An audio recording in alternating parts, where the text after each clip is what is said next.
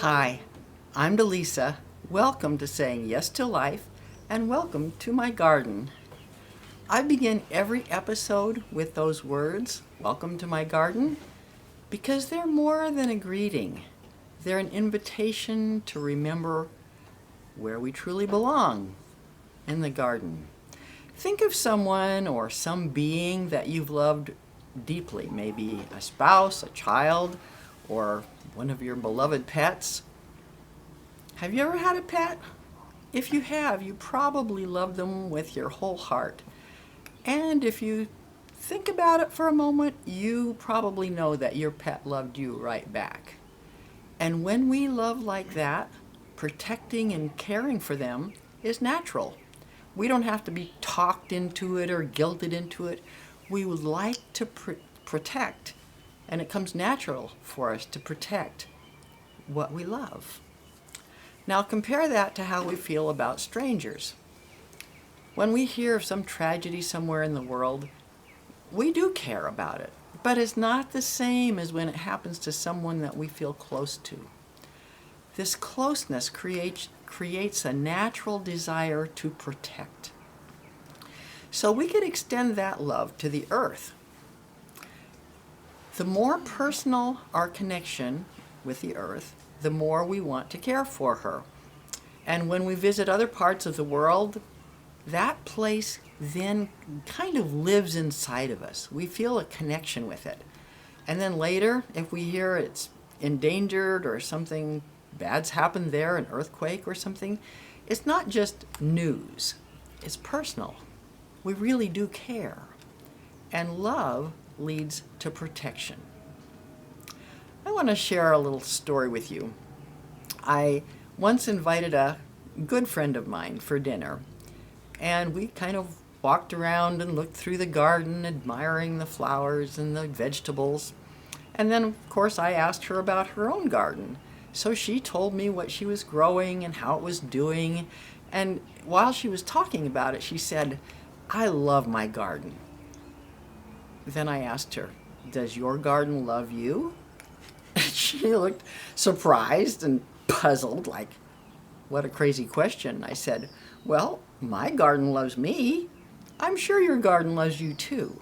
You just might not have noticed." And I meant it. Because when I walk among the plants, I feel them welcoming me.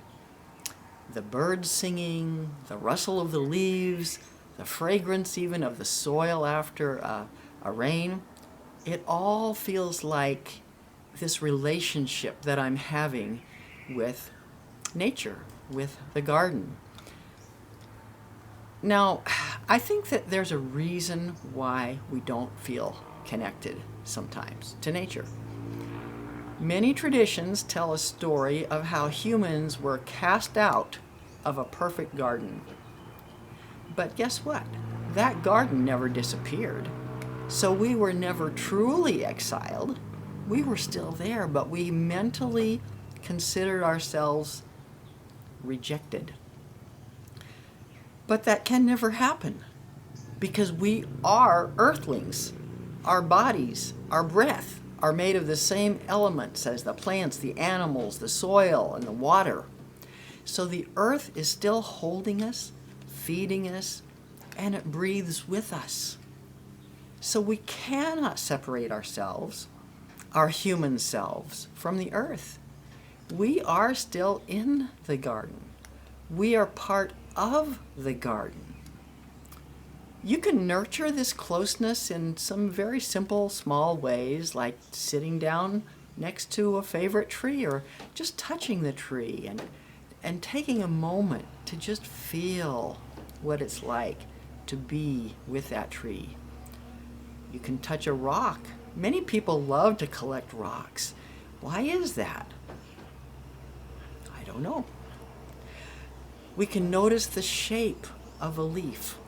We can look really closely at a flower and look inside it.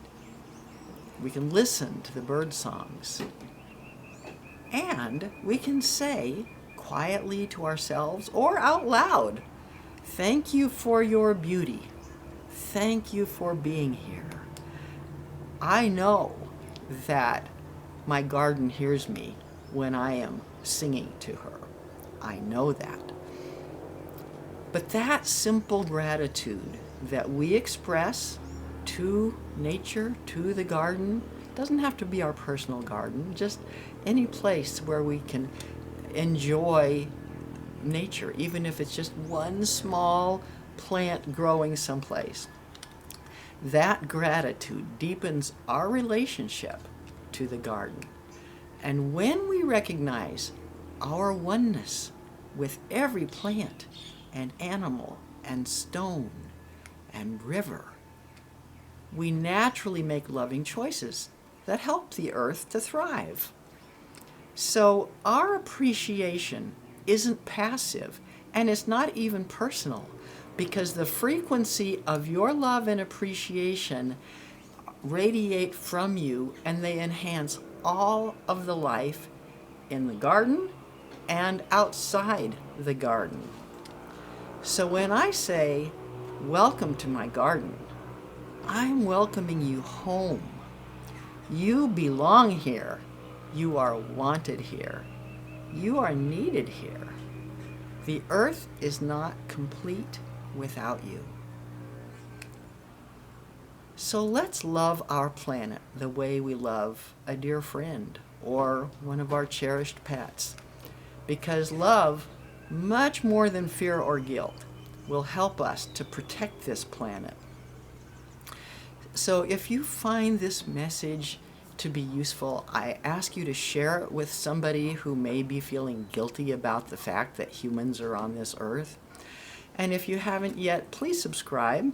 And if you click the little notifications bell next to the subscribe button, you can choose the word all, and that way you will be notified when I put out a new video. So thank you so much for joining me today here in my garden and on this wonderful earthly garden that we're all a part of. And I'll see you again very soon.